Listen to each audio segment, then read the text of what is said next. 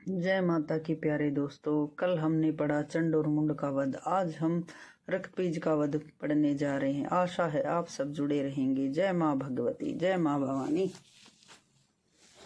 रक्तबीज तुरंत युद्ध भूमि में भगवती जगदम्बिका के सामने पहुंचा और अपने तीखे तीरों से उन्होंने देवी पर चोट करना आरंभ कर दिया। अब कालिका हाथ में त्रिशूल, गदा और शक्ति लेकर दानवों को मारती हुई विचरने लगी और दानव उनके ग्रास बनने लगे। महेश्वरी वृक्ष पर बैठी हुई थी। उन्होंने अपनी विशाल त्रिशूल से दानवों को मार कर धराशायी करना आरंभ कर दिया। वैष्णवी के चक्र और गदा के प्रहार से बहुत से दानव निष्प्राण हो गए। इंद्री के वज्र की चोट से बहुत सारे दानव धरातल पर लेट गए।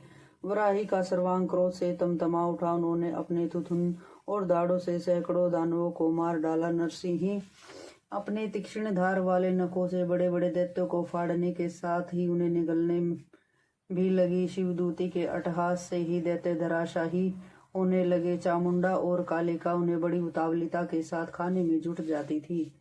रक्तबीज ने सुना दानवों में भयंकर चित्कार मचा हुआ है और देवता बार बार जयकार के नारे लगा रहे हैं। वह महान बली और तेजस्वी दानव था।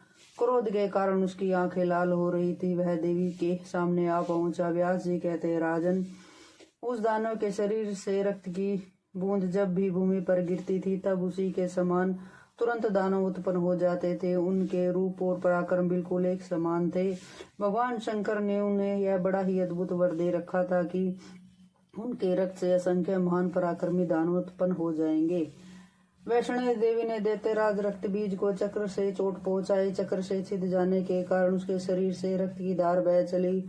उस समय जहां जहां भी रक्तबीज के शरीर से निकलकर रक्त की बूंदें भूमि पर गिरती थी, वहीं वहीं रक्तबीज के समान ही हजारों राक्षस उत्पन्न हो जाते थे। इंद्री ने उस भयानक दैत्य रक्तबीज को वज्र से मारा। उससे भी रक्त की बूंदें बह चली और उसके शरीर से असंख्य रक्तबीज उत्पन्न हो गए। अब रक्तबीज ने कुपित होकर अपने पहने बाणों से देवियों को मारना आरंभ कर दिया। चंडिका अपने तीखे तीरों से उसे सब ओर से घेरने लगी। अब रक्तबीज के शरीर से रुधिर की मोटी धार बह चली। उससे उस दानव के समान ही असंख्य शूरवीर उत्पन्न हो गए। अब उन अनगिनत रक्तबीजों ने देवियों पर प्रहार करना आरंभ कर दिया। यह देखकर भगवत देवता भयभीत हो उठे। व्यास जी कहते हैं, इस प्रकार देवता जब भय से घबरा कर चिंतित हो उठे तब भगवती जगदम्बिका ने काली से कहा, चामुंडे, तुम अपना मुख और फैलाओ। मेरे शस्त्रघात के द्वारा रक्तबीज के शरीर से निकले हुए रुधिर को पीती जाओ। विशाल लोचने, तुम ऐसे ढंग से इस दानव का रुधिर पीती रहो कि एक भी बूंद पृथ्वी पर गिरने ना पाए।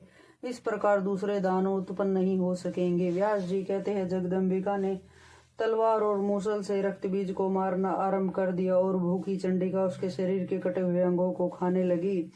उस दैत्य के रुधिर से उत्पन्न हुए अन्य जितने भी महाबली क्रूर रक्तबीज थे, वे सभी गिरते हुए आए और भगवती उन सब का रुधिर पीने लगी। और संपूर्ण कृत्रिम रक्तबीज तुरंत ही चंडिका के कलेवा बन गए। जो असली रक्तबीज था वह भयंकर चोट खाकर गिर पड़ा। तलवार की धार से उसके शरीर के भी टुकड़े टुकड़े हो गए। रक्तबीज मान भयानक दानव था। उसके मर जाने पर युद्ध भूमि में दूसरे जितने दैत्य थे वे सब भागकर शुंभ के पास चले गए। रक्तबीज का मरण सुनकर निशुंभ बोला, मैं अभी जाता हूँ। वह दुष्ट काली मेरे हाथ काल का कलेवा बनेगी, फिर उस अंबिका को लेकर यहाँ आऊंगा। व्यास जी कहते, इस प्रकार अपने बड़े भाई शुंभ से कहकर छोटा भाई निशुंभ कवच पहनकर एक विशाल रथ पर बैठ गया।